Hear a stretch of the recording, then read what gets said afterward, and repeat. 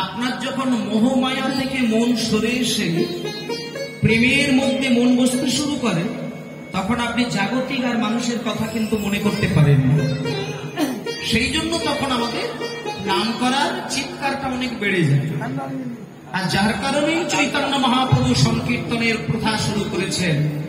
উচ্চ স্বরে যদি ভগবানের নাম করা যায় তবে ভগবানের কৃপা লাভ হয়, তা আসতে পারে না। এই কারণেই বলছি, এক সময় বাংলার মাটিতে, বাংলার ঘরে, এই ভারতের মাটিতে সনাতনীদের কিছু মানুষ তার ঘরের মধ্যে একটা ছোট্ট মন্দির বানিয়ে তাতে যদি ভগবানের নাম কেউ করতেন, এমনও প্রমাণ আছে। কিছু বিধর্মী মানুষ, কিছু পাষণ্ড মানুষ ছিলেন, যারা ভগবানের নাম করলে দরজা ভেঙে তাদেরকে টেনে নিয়ে তাদের উপর প্রবল অত্যাচার শুরু করতেন। আজকের দিনে সেটা আর দেখা যায়নি। আজকের দিনে সনাতন ধর্মের মধ্যে যদি কেউ অত্যাচার করে, তাহলে আমি অন্তত গ্যারেন্টি দিয়ে বলবো, এককালে কি হয়েছিল সেটা ধরছি না, এখন বর্তমানে সনাতনের উপরে কেউ যদি লাঠি পেটা করে, এখন যদি সনাতন ধর্মের উপরে কেউ থুতু দেয়, এখন যদি সনাতন ধর্মের দিকে যদি কেউ গালিগালাজ করে ইঙ্গিত করে, আমি বলবো সেটা কোনো বিধর্মী নয়, সেটা আমার ঘরের ছেলেটাই করে। আপনি দেখবেন যে মানুষটা আপনার তুলসী মালা নিয়ে ক্রিটিসাইজ করে কথা বলবে, সে কোনো মুসলমান নয়, সে কোনো খ্রিস্টান নয়, সেটা আপনার নিজেরই সনাতন ধর্মের ঘরের ছেলে। তাহলে আজকের দিনে সনাতন ধর্মের মধ্যে যে কালি মেখে যাচ্ছে, এটা কোনো বিধর্মী মানুষের গুণে হচ্ছে না, দোষে হচ্ছে না। যতটুকু সনাতন ধর্মের উপরে নোংরা প্রলেপ দেওয়া হচ্ছে, তা আমার ধর্মের মধ্যেই থাকা কিছু সনাতনী মানুষদের দ্বারা হচ্ছে। আর এগুলোকে যদি একটু একটু করে উবড়ে ফেলতে না পারি, তাহলে এটুকু নিশ্চিত বলা যায়, আগামী দিন সনাতন ধর্ম নিশ্চিত হবেই হবে। এগুলোকে পরিষ্কার করতে হবে। কীর্তন গান মানে তুলসীমালা গলায় পরে, ধুতি পাঞ্জাবি করে, তিলক সেবা করে, 2 দিন 3 দিন ধরে একটু হরি হরি করা, আর শেষের দিনে ছিঁড়ে বালসা প্রসাদ করে খেয়ে নেওয়া, ঝামেলা কেটে গেল। ওটা কিন্তু নয়। কীর্তন গান হচ্ছে ধর্মের সম্মেলন। এই ধর্মের সম্মেলনেই সবাই মিলে মেলবন্ধন হবে, আর ভগবানের নাম হবে, যেখানে আমরা একত্রিত ভাবে আত্মসমর্পণ করব। এই প্রতিশ্রুতিবদ্ধ হওয়ার একটা পবিত্র জায়গা। এখানে কি পালা হচ্ছে, কি লীলা হচ্ছে, কীর্তনিয়া কতটা ড্যান্স দেখালো, কি নাচ দেখালো, কি রঙ্গভঙ্গি দেখালো, ওইসব বিচারের জন্য কীর্তন হয়। চৈতন্যদেব তার স্ত্রীকে মেরে দিয়েছিলেন।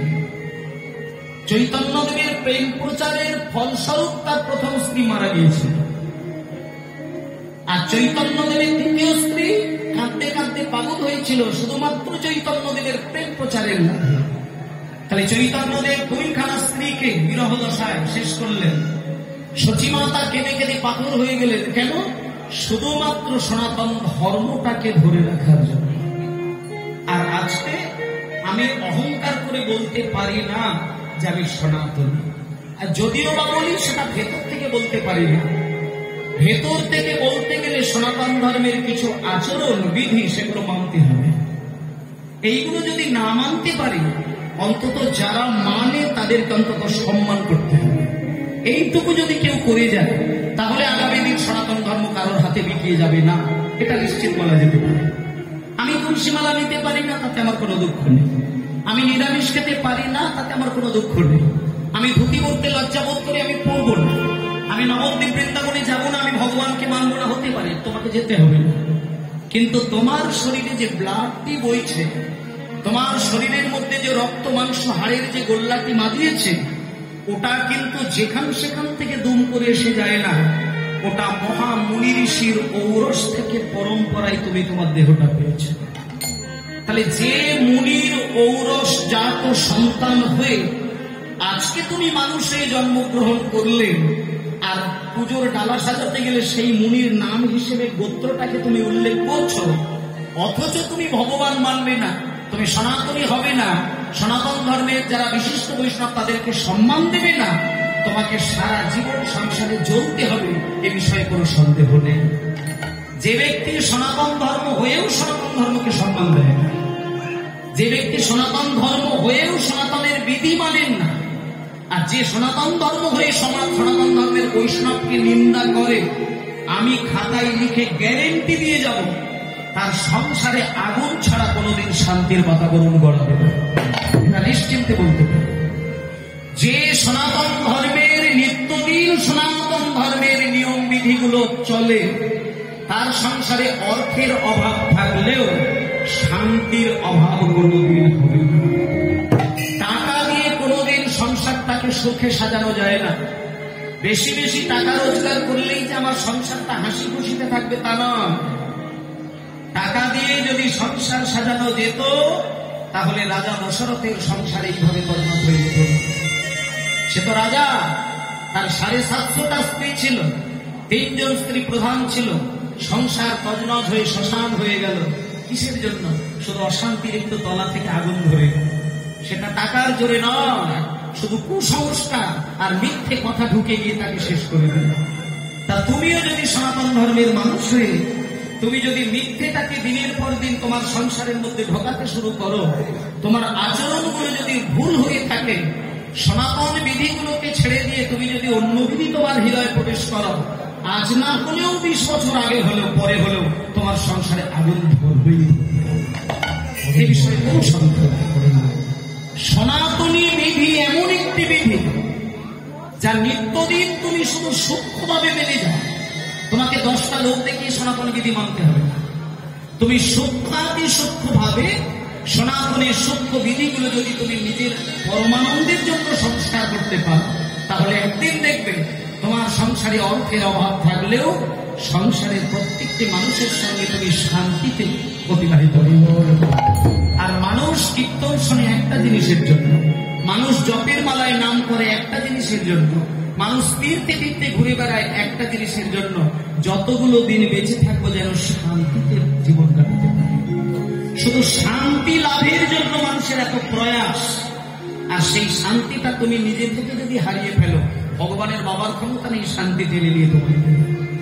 যেদিন তুমি শিশু ছিলে সেদিন তুমি শান্তির সাগর উপলব্ধি করেছিলে। যেদিন তুমি বড় হলে, তোমার চোখ যেদিন খুললো, কান যেদিন শুনলো, জিভে যেদিন কথা বলতে পারলে, স্পর্শকাতর যেদিন হয়ে উঠলে, সেদিন তুমি কামনায় জর্জরিত হয়ে তোমার শান্তিটাকে হারিয়ে তুমি দুঃখটাকে তোমার সঙ্গী করে দিলে। তুমি এই জীবনে যা কিছু সঞ্চয় করেছো, খেয়াল করে দেখবে মায়ের, এই জীবনে তুমি যা কিছু কালেকশন করলে সবই কিন্তু পঞ্চ ইন্দ্রিয়ের দ্বারা তুমি তৈরি করলে। একটা বাড়ি, একটা গাড়ি, স্ত্রী, পুত্র, নাতি, নাতনি, আত্মীয় স্বজন, পাড়া, সমাজ, প্রত্যেকটা জিনিসকে যে তুমি নিজের করে সাজিয়েছো, সবই পঞ্চ ইন্দ্রিয়ের দ্বারা হয়েছে। চক্ষু, কর্ণ, নাসিকা, জিহ্বা, এগুলো যদি না থাকতো তুমি এর কোনো উপলব্ধি করতে পারবে না। এগুলো ছিল বলে তুমি এইগুলোকে কাজে লাগিয়ে বাড়ি করলে, কান ছিল বলে শুনে শুনে বিচার করে করে তুমি তোমার মতো করে নিজেকে সাজালে। এইগুলো দিয়ে যদি তুমি নিজের কাজ নিজেকে ঊর্ধ্বগামী না করতে পারো, তাতে আগামী দিন তোমার জন্য অন্ধকার অবশ্যই। তাই জন্য একটা কথা বলতে হবে, আজকের এই যে কীর্তন গান, এই কীর্তন গানের মূল পিতা মাতা হচ্ছেন আমার চৈতন্যদেব। আর চৈতন্যদেব এসেছিলেন প্রায় 500-550 বছর আগে। তিনি এসে আমাদেরকে কি দিলেন? হরিনাম দিলেন। কেন দিলেন? শুধু কি ওই হরি হরি বলে কাঁদা আর নিজের আচরণটাকে সচেতন না হওয়া, তা নয়। চৈতন্যদেব বলেছেন, তুমি হরি হরি করবে পরে, তুলসী মালা নেবে পরে, তিলক সেবা করবে পরে, ওগুলো হচ্ছে তোমার বৈষ্ণবের আভরণ। তুলসী মালা, ধুতি পরা, তিলক সেবা করা, হ্যাঁ, নিরামিষ খাওয়া, ওগুলো তোমার আভরণ। ওগুলো করার আগে তোমাকে সূক্ষ্মভাবে মেনে চলতে হবে তোমার আচরণ। যার আচরণ বিধি অতীব মিষ্টি হয়, সে যদি তুলসী মালা নাও পরিধান করে, তাকে শ্রেষ্ঠ বৈষ্ণব বলা হয়। যার হৃদয়ে কৃষ্ণ প্রেম থাকে, ভগবানের নাম নিতে গেলেই তার নয়ন সিক্ত হয়ে ঝরঝর করে কেঁদে ওঠে, তার মতন পরম বৈষ্ণব কেউ হতে পারে। আর ভগবানকে পাওয়া, ভগবানকে বেঁধে রাখা, ভগবানকে লাভ করার একটাই মাত্র পথ, সেটা হলো প্রেম ভক্তির ডোরে দুনয়নের জল ঝরিয়ে শুধু তার নাম। তাই ভক্তমন্ডলী মহিলা, আজকে আমরা সবাই মিলে একটুখানি চৈতন্যদেবকে সেবা করব। আর চৈতন্যদেবকে সেবা করতে গেলে কেমন করে সেবা করব? একটা থালায় সন্দেশ নিয়ে, তা না।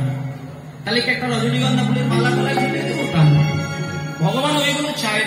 ভগবান যেটা চায় সেটা হলো ভক্তের কাছ থেকে শুদ্ধ ভক্তিটা চায়। যখন একটা সন্তান মাকে ভালোবাসে, সেই ভালোবাসায় কতটা প্রেম রয়েছে সেটা কিন্তু মা উপলব্ধি করতে পারে।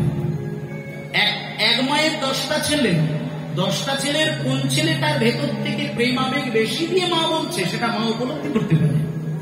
কার অভিনয় দিয়ে মা বলা আর কার ভেতর থেকে ভালোবাসা দিয়ে মা বলা, সেটা যেহেতু তার নারী ছাড়া ধন, সে ঠিক বুঝতে পারে কোন ছেলেটা আমার প্রেম ভরে মা বলে ডাকে। তাই এ জগতে সারা বিশ্ব ব্রহ্মাণ্ডে যত জীব আছে সব কিন্তু ভগবান কৃষ্ণের স্রষ্টা, তার সৃষ্টির ফল। অতএব কে অভিনয় করে ফুল দেয় আর কে প্রেম ভক্তি দিয়ে ফুল দেয় সেটা ভগবান অনায়াসে বুঝতে পারে। যে প্রেম দিয়ে পূজিত করেন ভগবান তার কাছে চরণ যুগল বাড়িয়ে দেন, আর যার প্রেম নেই শুধু অভিনয় করে ঝরঝর করে কাঁদে, ভগবান তাকে বেশি যন্ত্রণা দেয়। মায়ার জালে ভগবানকে পূজিত করলে তোমাকে মায়া কান্না কাঁদতেই হয়, আর প্রেমের জালে ভগবানকে ডাকলে তোমাকে সারা জীবন পরমানন্দে থাকতে হবে। তাই আজকে সেই প্রেমের জালে ভগবান গৌরীর একটুখানি নাম করব। ভজ গৌরাঙ্গ, সবাই মিলে কিন্তু গাইব। কহ গৌরাঙ্গ লহ গৌরাঙ্গে নাম রে, ভজ গৌরাঙ্গ কহ গৌরাঙ্গ লহ গৌরাঙ্গে নাম রে, ভজ গৌরাঙ্গ কহ গৌরাঙ্গ লহ গৌরাঙ্গে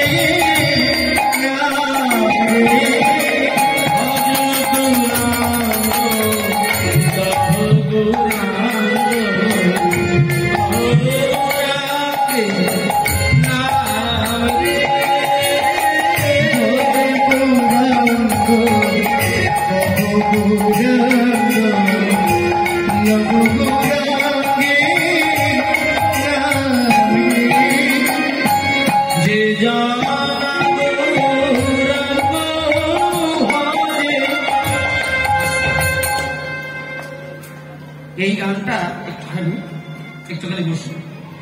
এই গানটির মহিমা সম্পর্কে একটা কথা বলব।